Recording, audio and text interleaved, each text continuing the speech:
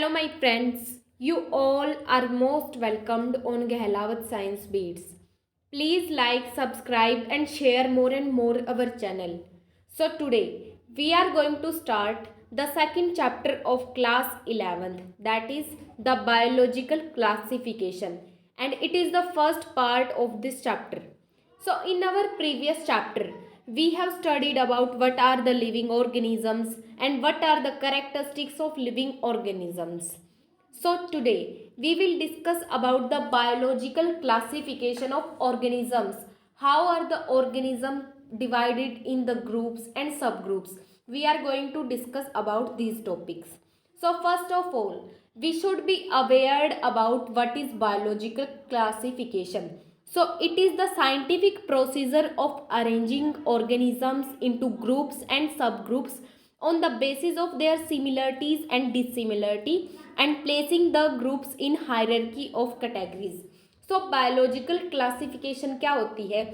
ये एक scientific procedure होता है जिसमें हम डिफरेंट ऑर्गेनिजम्स को उनकी सिमिलरिटी और उनकी डिससिमिलरिटी के बेसिस पे उनको ग्रुप्स और सब ग्रुप्स के अंदर डिवाइड करते हैं। और हर एक साइंटिस्ट के अलग अलग विचार थे। different scientists have given different biological classification and their ideas are discussed further in this video. So first of all, Aristotle's classification. Aristotle was the earliest to attempt a more scientific basis for classification of organisms. जो Aristotle scientist थे उन्होंने सबसे पहले organisms को divide किया था groups के अंदर। He classified plants into trees, shrubs and herbs.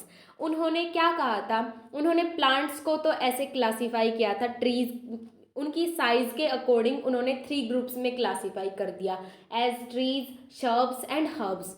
And he divided animal on the basis of their habitat, और एनिमल्स को उनके हैबिटेट के बेस पे डिवाइड कर दिया, जैसे कि जिस हैबिटेट में जो एनिमल रहता है उसके बेसिस पे ही उनको क्लासीफाई कर दिया। जैसे कि जो एनिमल्स लैंड पे रहते हैं उनको बोल दिया लैंड ड्वेलर्स, जो एयर में रहते हैं उनको बोल दिया एयर ड्वेलर्स, और जो एनिमल्स वाटर में रहते हैं उनको बोल दिया वाटर ड्वेलर्स। इनके बाद आई थी हमारी 2 kingdom classification and it was proposed bye Linnaeus in 1758. He divided the organism simply into 2 categories, plant and animal. इन्होंने बस जितने भी हमारे ऑर्गेनिजम्स थे उनको सिंपली 2 कैटेगरीज में डिवाइड कर दिया as animal kingdom and plant kingdoms. Next आती है हमारी 3 किंगडम क्लासिफिकेशन। ये जो 3 किंगडम क्लासिफिकेशन थी इसको अर्नेस्ट हैक्कल ने 1886 में दिया था and he divided living organism into 3 kingdoms, plant, animalia and protista. जो हमारे अर्नेस्ट हैक्कल थे उन्होंने 3 किंगडम्स बना दिए थे, प्लांट, एनिमल और प्रोटिस्टा। नेक्स्ट हमारी आती है 4 kingdom classification and it was proposed bye Copeland in 1956. It includes kingdom Plantae, Animalia, protista, Monera. Copeland ने जितने भी हमारे ऑर्गेनिजम्स थे उनको 4 कैटेगरीज में क्लासीफाई किया था, 4 किंगडम बना दिए थे, Plantae, Animalia, Protista and Monera. Next फिर आती है हमारी 5 kingdom classification. It was proposed by R.H. Whittaker in 1969। जो हमारी 5 किंगडम क्लासिफिकेशन है करंटली हम इसी को फॉलो करते हैं, यही एक्सेप्टेड है यूनिवर्सली। और इसको किसने प्रपोज किया था? R.H. विटेकर ने दी थी 1969। इसके अंदर हमारे 5 किंगडम थे, उनके नाम है Monera, protista, fungi, Plantae and animalia. जो हमारे R.H. विटेकर थे उन्होंने किन किन कैरेक्टर्स के बेसिस पे ऑर्गेनिजम्स को डिवाइड किया था? एक तो उनके सेल टाइप के बेसिस पे, और एक किया था उनकी सेल वॉल का ऑर्गेनाइजेशन कैसा है, उनका न्यूक्लियर मेम्ब्रेन कैसा है, उनका बॉडी ऑर्गेनाइजेशन कैसा है, और उनका जो मोड ऑफ न्यूट्रिशन है ऑर्गेनिजम्स का। इन 5 कैरेक्टर्स के बेस पे उन्होंने 5 किंगडम क्लासिफिकेशन को प्रपोज किया था। अब हम एक एक करके इन 5 किंगडम्स की कैरेक्टरिस्टिक्स को पढ़ने वाले हैं। सो आज हम डिस्कस करेंगे किंगडम मोनेरा। जो हमारा किंगडम मोनेरा है इसके अंदर हम यूनिसेलुलर ऑर्गेनिजम्स को प्लेस करते हैं, और जो बैक्टीरियाज होते हैं वो सोल मेंबर होते हैं इस किंगडम के। और जो बैक्टीरिया होते हैं उनके अंदर रिप्रोडक्शन का कौन सा मेथड फॉलो किया जाता है? जो बैक्टीरिया होते हैं वो बाइनरी फिजन को फॉलो करते हैं। जो बैक्टीरियाज होते हैं उनको उनकी शेप के अकॉर्डिंग 4 कैटेगरीज में डिवाइड किया गया है। जैसे कि जिन भी बैक्टीरिया की शेप स्फेरिकल होगी उनको हम बोल देंगे कोकस बैक्टीरिया, जिनकी रोड लाइक शेप होगी उनको हम बोलेंगे बैसिली, जिनकी कोमा लाइक शेप होगी उनको हम बोलेंगे विब्रियो, एंड जिनकी स्पाइरल शेप होगी उनको हम बोलते हैं स्पाइरिलम बैक्टीरिया।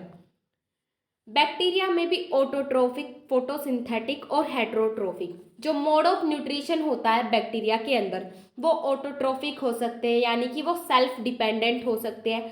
फोटोसिंथेटिक हो सकते हैं, यानी कि वो सनलाइट के ऊपर डिपेंड करते हैं, या फिर वो हेटेरोट्रोफिक हो सकते हैं, यानी कि अदर ऑर्गेनिजम्स के ऊपर डिपेंड करते हैं। जो बैक्टीरिया की जो सेल वॉल है वो पेप्टिडोग्लाइकन से मिलके बनी होती है।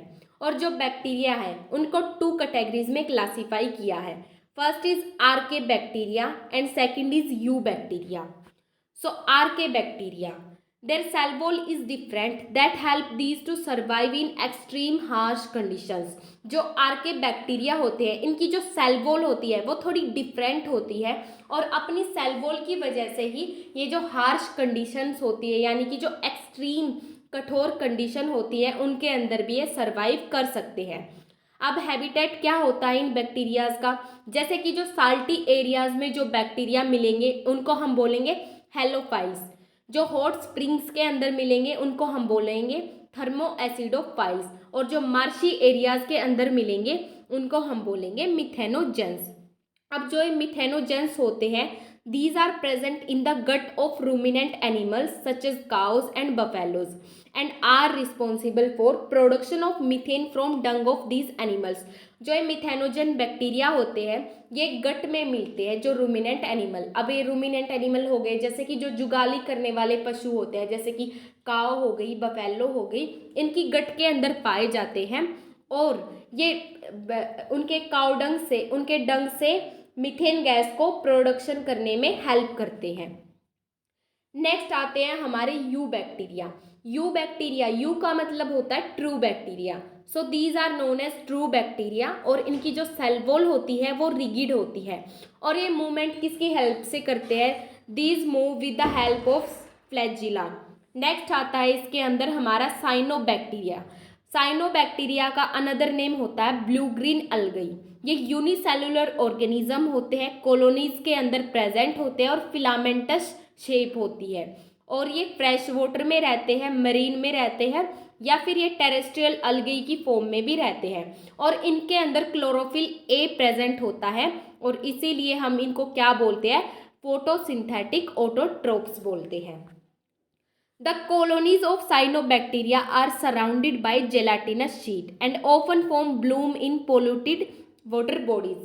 जो साइनोबैक्टीरिया होती है इनकी जो कॉलोनीज होती है वो एक कवरिंग जेलाटिनस शीट से कवर्ड होती है, और जहाँ पे भी पोल्यूटेड वाटर मिलेगा ये वहाँ पे ब्लूम फॉर्मेशन कर लेती है, और as a good pollution indicator ये काम करती है। अब आता है हेट्रोसिस्ट। हेट्रोसिस्ट क्या होता है? The organism that can fix atmospheric nitrogen. जो भी ऑर्गेनिज्म हमारे जो एटमॉस्फेयर में नाइट्रोजन प्रेजेंट होती है उसको फिक्स करते हैं उनको हम बोलते हैं हेट्रोसिस्ट। और इसके एग्जाम्पल क्या क्या होते हैं? कौन से ऑर्गेनिजम्स एटमॉस्फेरिक नाइट्रोजन को फिक्स करते हैं? जैसे कि नोस्टॉक एंड एनाबिना। नेक्स्ट हमारा आता है chemosynthetic autotrophic bacteria. Many bacteria oxidize various inorganic substances such as nitrate, nitrites and ammonia and use released energy for ATP production। जो बहुत से बैक्टीरियाज होते हैं वो इनऑर्गेनिक सब्सटेंस हो गए जैसे कि नाइट्रेट हो गया, नाइट्राइट हो गया और अमोनिया हो गया, इनको फिक्स करते हैं और इनसे फिर वो ATP प्रोडक्शन करते हैं। They also recycle nutrient like nitrogen, phosphorus, iron and sulphur. और इनका यूज़ हम नाइट्रोजन, फॉस्फोरस, आयरन और सल्फर इन न्यूट्रिएंट्स की रिसाइकलिंग करने के लिए भी कर सकते हैं। नेक्स्ट हमारे आते हैं heterotrophic bacteria. These are important decomposers. Decomposers का काम करते हैं ये, they help in making curd from milk. इनका काम क्या होता है, जैसे कि कर्ड फ्रॉम मिल्क, जो हमारी दही मिलती है वो किस प्रोसेस से मिलती है, जो हमारे बैक्टीरियाज होते हैं वो डिकम्पोज करते हैं मिल्क को, तब हमारी दही बनती है। या फिर इनका हम एज अ एंटीबायोटिक्स को प्रोडक्शन करने में भी हेल्प करते हैं ये हमें। या फिर जैसे कि जो प्लांट्स होते हैं लेग्यूम प्लांट्स, उनके अंदर ये नाइट्रोजन को फिक्स करते हैं। और साथ के साथ कुछ बैक्टीरिया पैथोजेंस के की तरह वर्क करते हैं। अब ये पैथोजेंस क्या हो गए, जो डिजीज को स्प्रेड करें। अब जैसे कि cholera, typhoid, tetanus, citrus canker, ये सारी की सारी डिजीज कौन स्प्रेड करता है, बैक्टीरिया ही स्प्रेड करते हैं। नेक्स्ट आती है माइकोप्लाज्मा। माइकोप्लाज्मा क्या होता है, they are organism that lack cell wall. इनके अंदर सेल वॉल एब्सेंट होती है और ये स्मॉलेस्ट लिविंग सेल्स होती है और ये ऑक्सीजन की एब्सेंस में भी सर्वाइव कर सकती है। और ये जो एनिमल्स और प्लांट्स होते हैं इनके अंदर पैथोजेंस की तरह वर्क करती है। सो यहाँ पे हमारी फर्स्ट पार्ट का कंप्लीशन हो जाता है। So please like, share and subscribe more and more our channel for videos like this. Thank you.